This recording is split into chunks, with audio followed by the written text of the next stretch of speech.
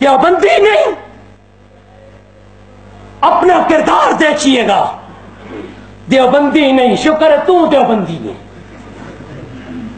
دیوبندی نہیں، واہ واہ، اے منہ تے مسور دی دال، لوٹے آکھیا چھاننی نو تیرے اندر، چھاننی آکھیا لوٹے نو تیرے اندر دو سراخن، لوٹے آکھیا میرے تو دو سراخن، اپنے سراخ بھی تبیک۔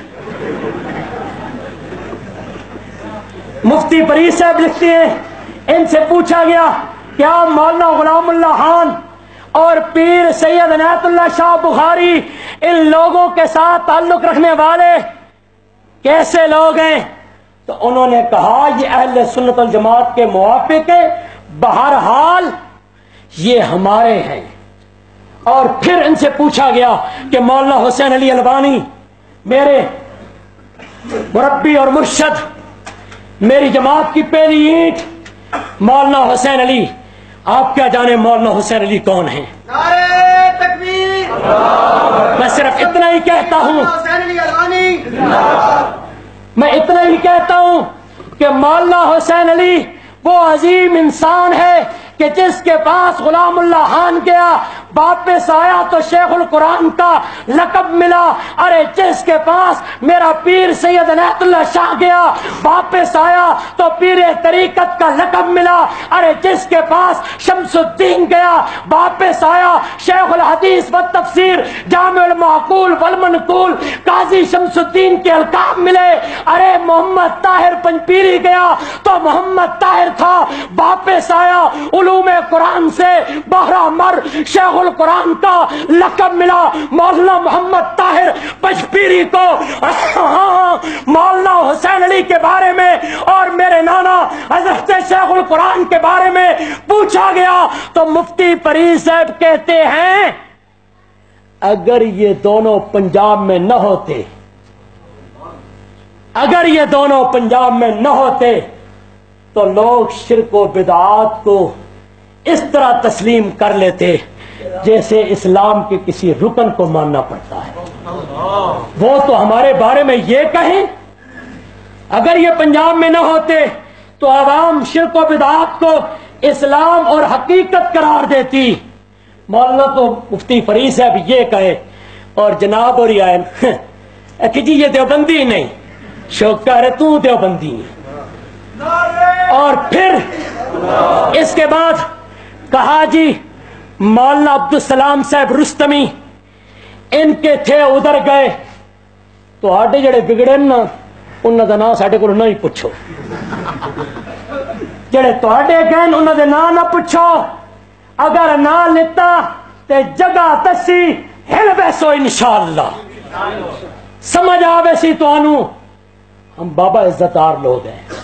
اے بیستیاں دا کام ہوندا، اے بازاری لوگاں دا کام ہوندا کہ لوگوں کے نام لے کر سستی شہرت حاصل کرنا۔ اساں شہرتاں دے بھکھے نہیں، شہرتاں ساڈے پیچھے جاندیاں، اس دی بجائے وے اس شہر دا باسی جان دے کہ توحید و سنت کے لیے کن لوگوں نے کام کیا ہے۔ شہر کے لوگ جانتے ہیں کہ غیروں کے ہاتھ کے اوپر ناچنے والا کون ہے۔ رہی یہ بات ہمیشہ پھٹدا دودھ دی ہوندا، موتر کدے نہیں پھٹیا، سمجھے کہ نہیں؟ مولانا عبدالسلام صاحب رستمی یہ اس طرف مانتا ہوں برملا کہتا ہوں کہ لیکن صاحب علم آدمی ہے، ٹھیک ہے گئے ہیں، ابھی جا کر اگر بات کرنی ہے ان سے بات کر لو، اساں تواڈیاں دے نام کدے نہیں لیتے، ساڈے تو بد گئے نا اس پاسے، تساں خیر نال ادھر جا بڑے جتھے نکلنے دا راہ ہی کوئی نہیں۔